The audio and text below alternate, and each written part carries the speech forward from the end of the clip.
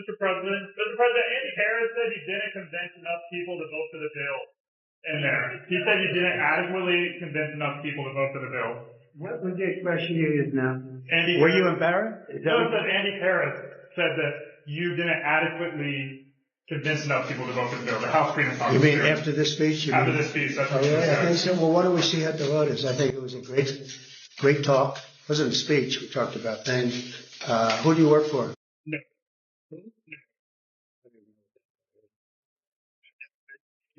Get yourself a real job. Let me tell you. I think we have unbelievable unity. I think we're going to get everything we want, and I think we're going to have a great victory. And this man has done a great job.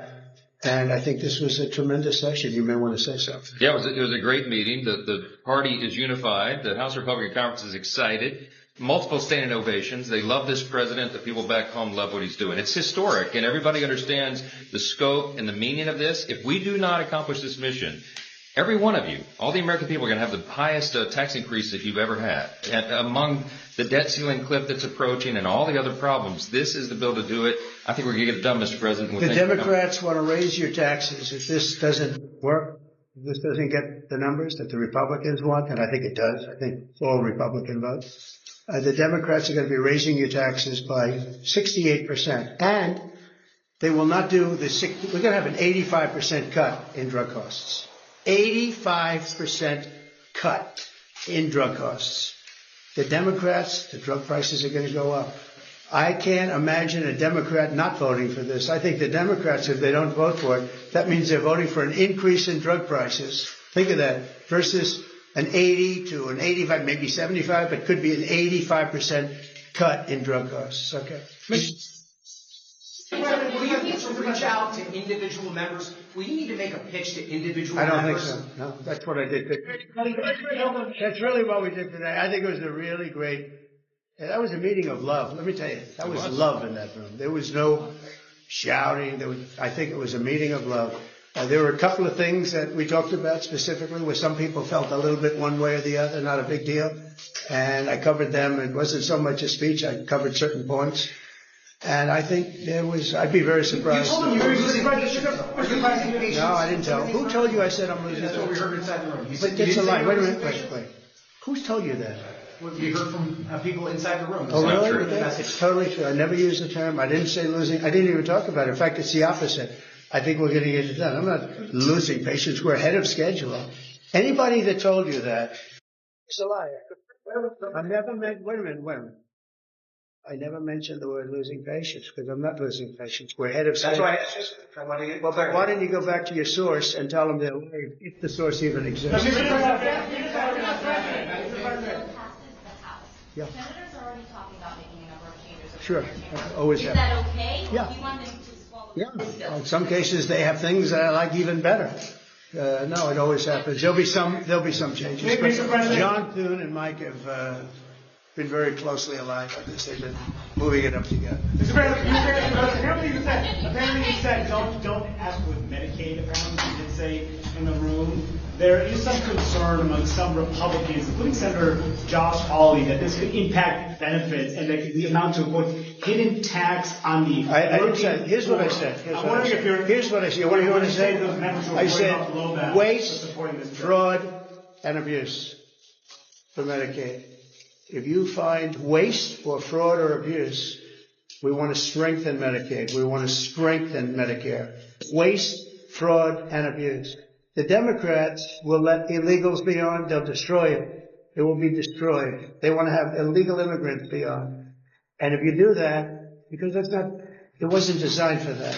Waste, fraud, and abuse. Can you guarantee that your voters who supported the election, particularly working class voters, will not lose health insurance under this bill? Oh, they won't lose health insurance. Not only that, remember, I'm cutting drug prices by 85%.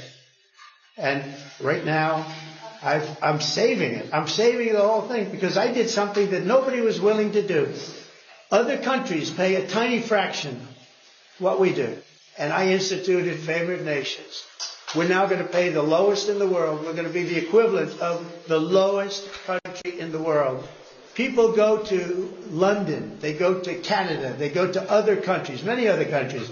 because they want to buy their pharmaceutical products, their drugs, at a fraction of the cost.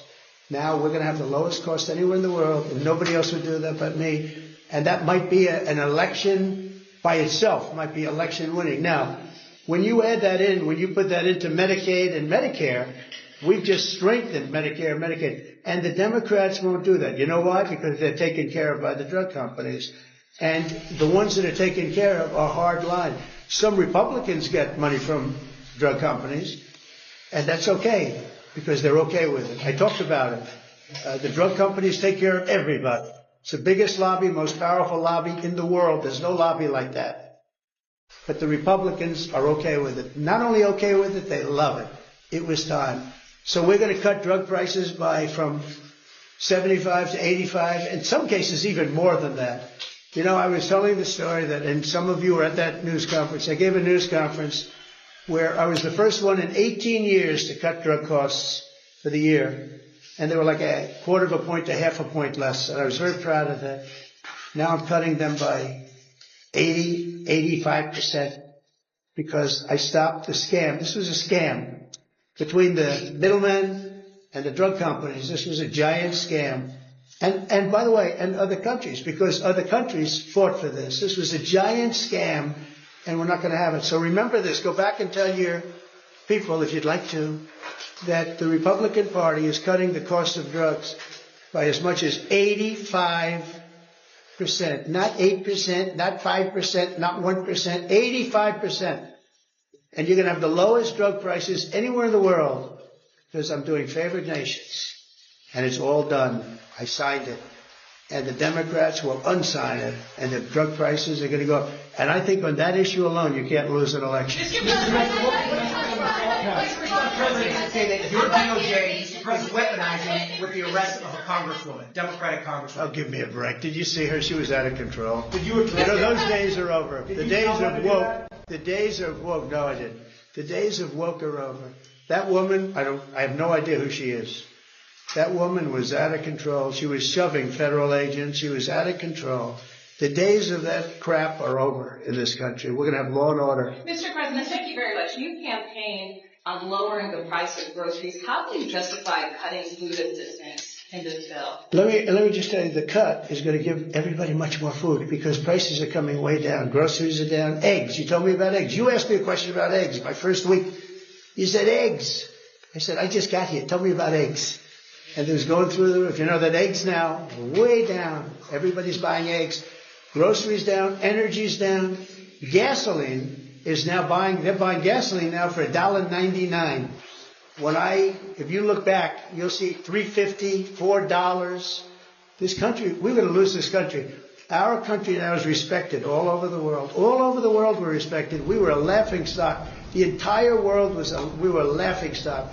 I went to the Middle East, and those rulers of those three countries are very powerful people, very big people, very rich people.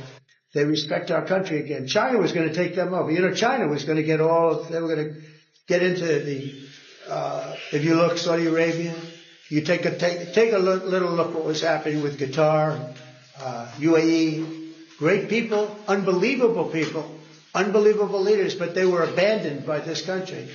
And they're not going to China anymore. They love us, we love them. We're going to take care of them, and they're going to take care of us. We came back with $5.1 trillion. Trillion. Every other president would have come back having spent $5.1 trillion as usual. And remember this, we were losing $5 billion a day under the past administration. I have to be a little careful the way I talk, because there's a lot of anger about that administration. And by the way, the real question, who ran the auto pen? Okay, who ran the auto pen? Because the things that were signed illegally, in my opinion. I think we've just proved that. But our country is respected again. All over the world we're respected. We were laughed at 7 months ago. Then you had November 5th, and our country is respected again. Thank you very much.